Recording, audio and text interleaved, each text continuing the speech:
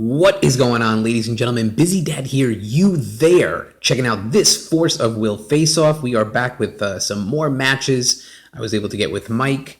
Here we see a dice roll coming up here. I roll a 6, Mike gets a 7. So he is going to go first. This is a Wanderer format, so we're going to see Grimm Cluster cards in here. We're going to see some cutting, and we're going to have a quick edit here.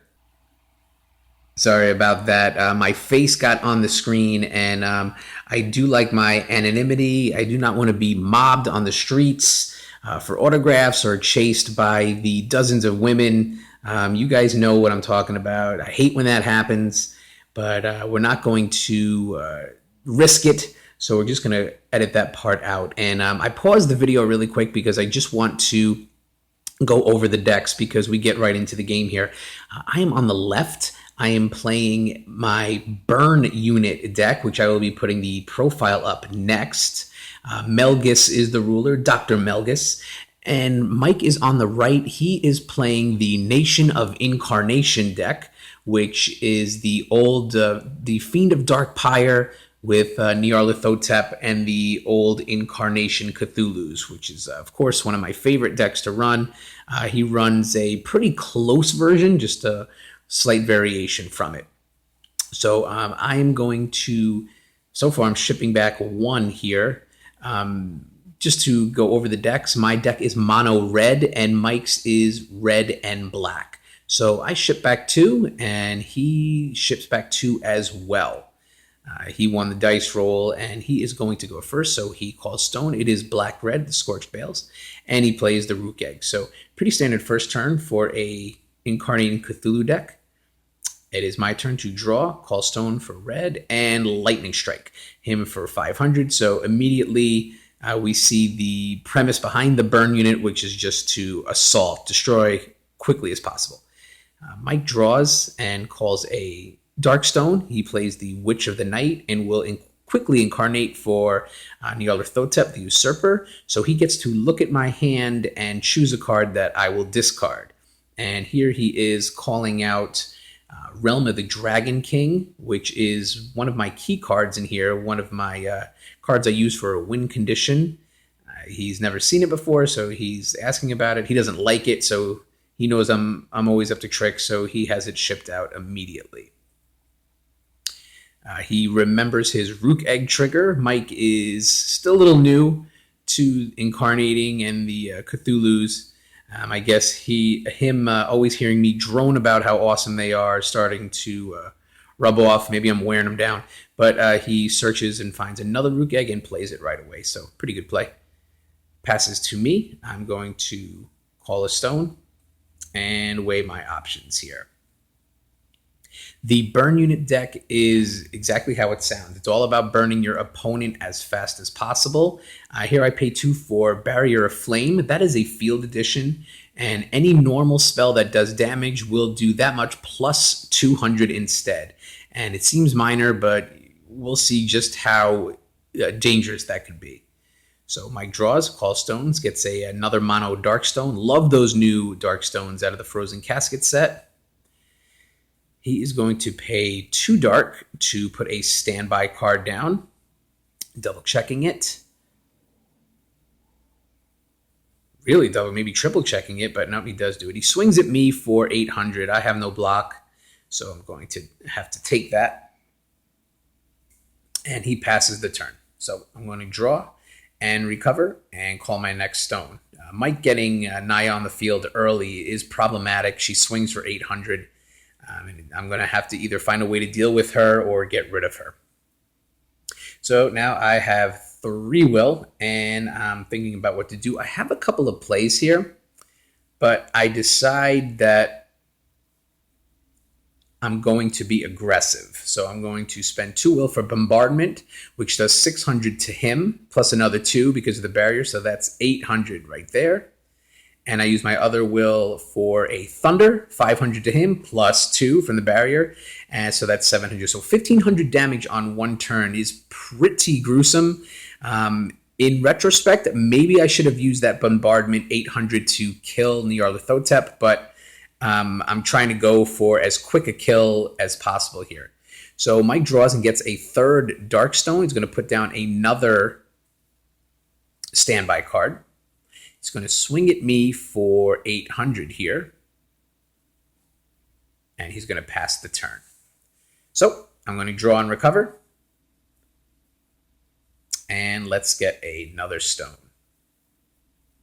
And my field is looking empty, but as we've seen so far, resonators aren't really necessary, as I've, in 3 turns, have taken half of Mike's life. And he is trying to figure out what he could do about it. And right now I'm sitting here with 4 open will. Unfortunately, you can't see my hand, but I am card locked. I don't really have any cards to play.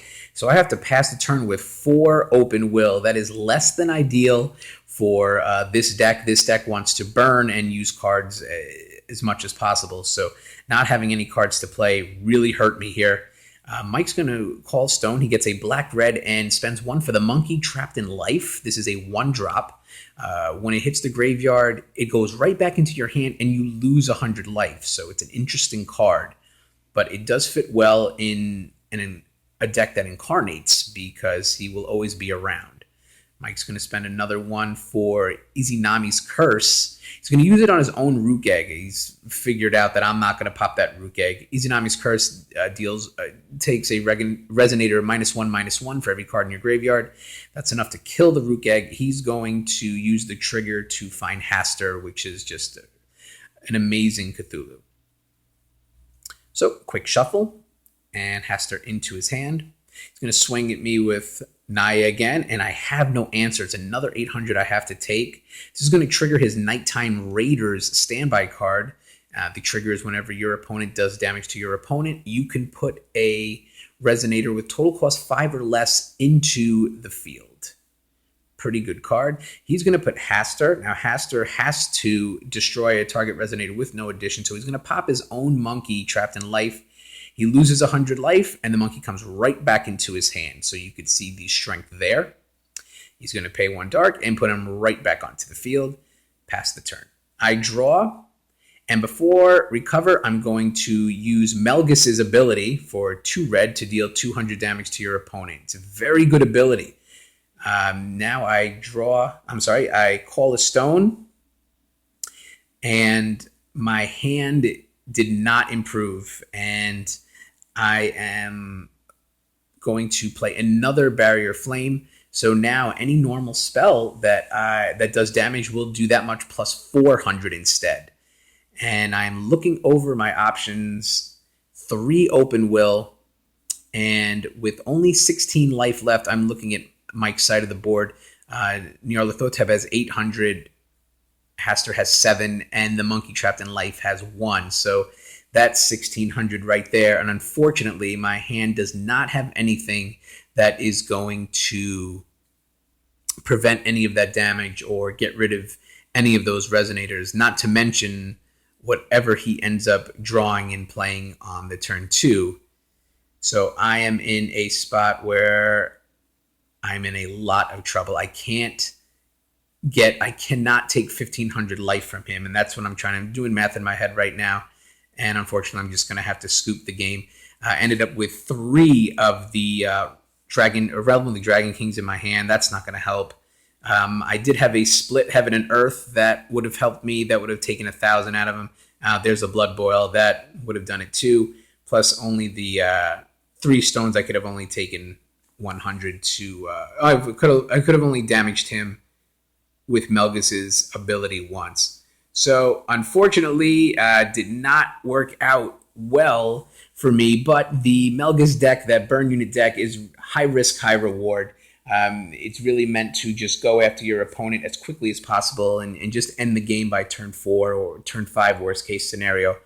So it's a really 50-50 deck.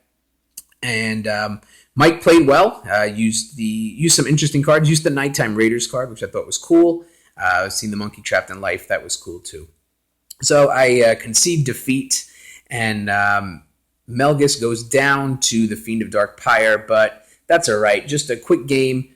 We recorded some more, and we'll get some more action on the channel as well. But as usual, love to hear from you guys and Want to hear what you think, so leave a comment below and like, share, subscribe, all that good stuff. And that's it for this face-off, but there will definitely be more coming. So as usual, thanks for a few minutes, and I'll talk to you soon. Bye.